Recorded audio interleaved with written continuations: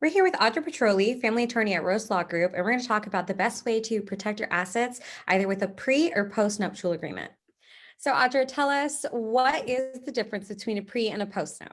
Sure. So, I mean, the one inherent to the names themselves are one is before marriage and one is after marriage. In Arizona, the big differences between them would be that one is actually the subject of a statutory scheme. So there are actual rules and laws contouring prenups, whereas with postnups, we don't actually have a formal statute with formal statutory requirements, but we have a whole bunch of case law that tells us how they need to be framed to make them fair and equitable. So that's like the major distinction between them, other than the temporal issue of whether it's before the marriage or after the marriage. But largely they cover the same things. We're talking about property division, we're talking about liability division or debt division, and usually spousal maintenance. That's the other key factor that comes into play always.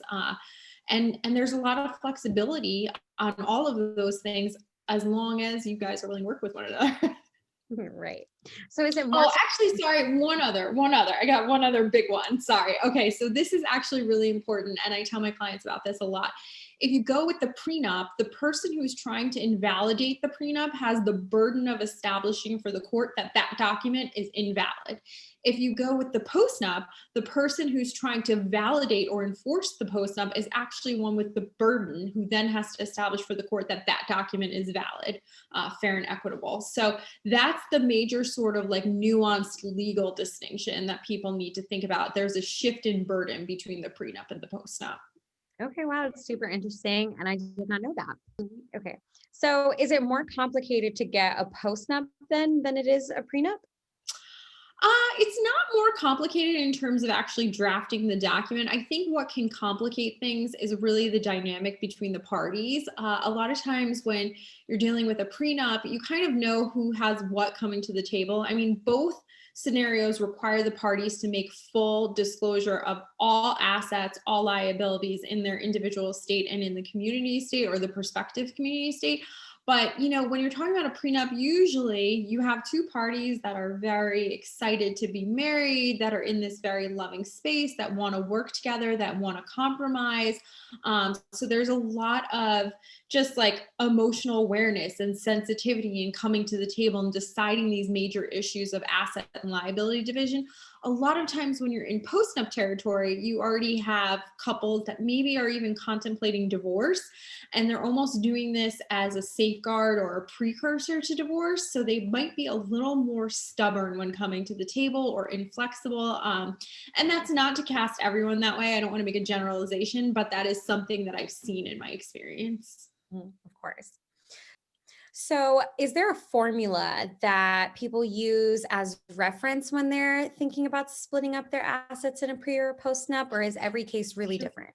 Well, I mean, there are always exceptions, but one of the general rule, and this kind of applies across the board, no matter what sort of scenario you're in family law, talking about property division. But basically, anything you own before marriage is technically your sole and separate property, and anything you acquire during the course of marriage, as a general matter, is technically community property. But you can use these documents to sort of work around those traditional rules and decide something that is both fair and equitable for you guys individually, but may not fall in line with the standard sort of generalization that the law recognizes.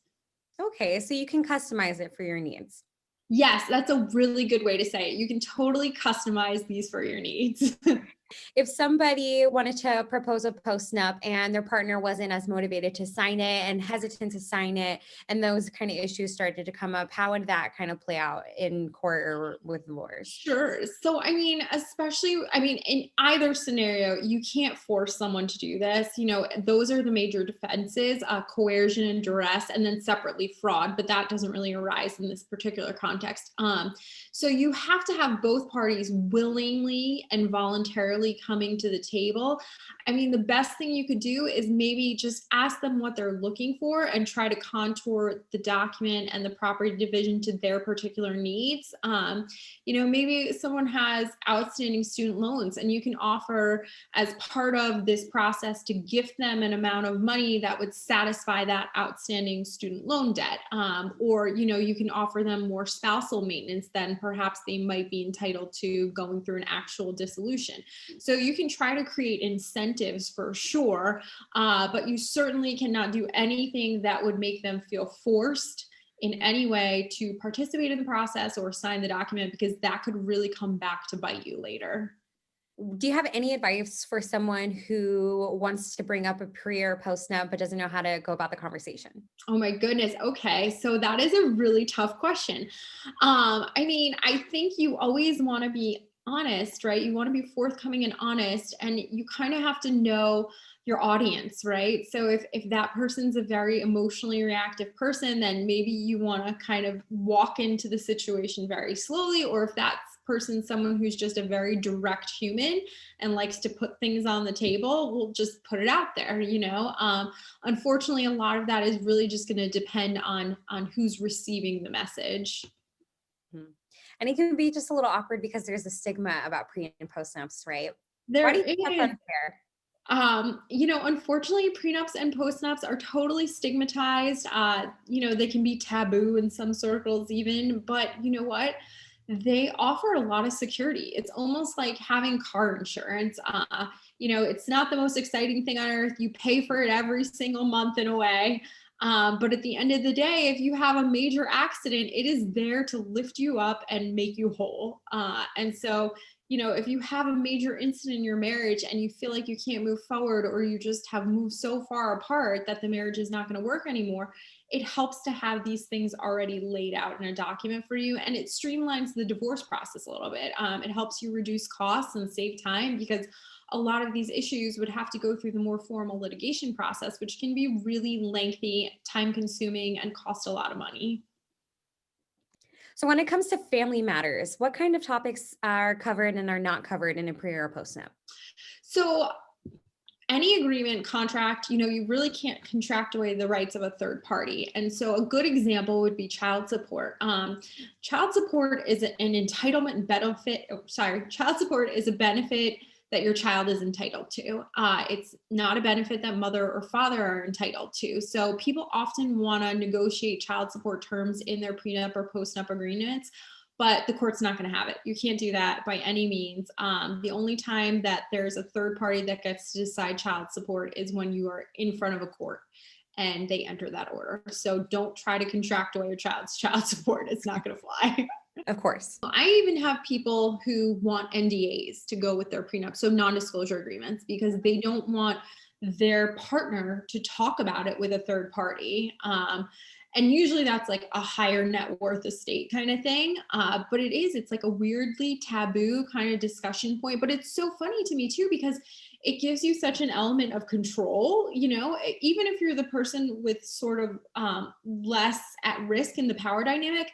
As long as you have someone who's willing to come to the table and work with you, you really can negotiate things to like help yourself in the future, whether it's spousal maintenance or someone paying off your college education, right? Or any other sort of, maybe your child's outstanding student loans, right? Yeah. And I would love for someone to force me and pay my debt. If it's a prenup too, you can get them to do it as like a gift in contemplation of marriage, which is pretty sweet, because that's done and gone. And like, now you can go live your life, whatever. I don't know. Yeah. But I've also seen people go to the other extreme too, where it's like every dime we make is going into separate accounts, or it's being accounted for proportionally in our joint bank account, which like, hey, okay, cool. That's up to you. But I mean, that's like, maybe that's a sign that maybe things are a little bit questionable. Yeah. Maybe you want to talk about this marriage thing a little interesting. Yeah. I think a lot of people think that by like acknowledging it, they think they're already like dooming their relationship, or they're acknowledging some sort of doubt about the relationship instead of just preparing for a worst case scenario. Which is so funny because, now women are in the workforce, right? And a lot of millennials are actually like very entrepreneurial. And so a lot of the women coming to the table, like you, have a lot of assets, right? And they're not ready to give those assets up, nor should they be. And so it's just a way of securing for each party, hey, I brought this into the marriage, I get this, but guess what? Everything we make together moving forward, we'll share. That's what most people do anyway. It's just like, I don't know, it's not a big deal. You brought this in, you get it if things don't work out. And then anything that we build together through our marriage, we'll share, which I think is pretty reasonable personally. But yeah, I don't know. It's a not talking topic. Like, people don't want to talk about it. That's why we're talking about it. Yeah, yes. I mean, it's not sexy, but it brings a lot of security. So it's worth And it. security is sexy. Yes, security is sexy. Thank you.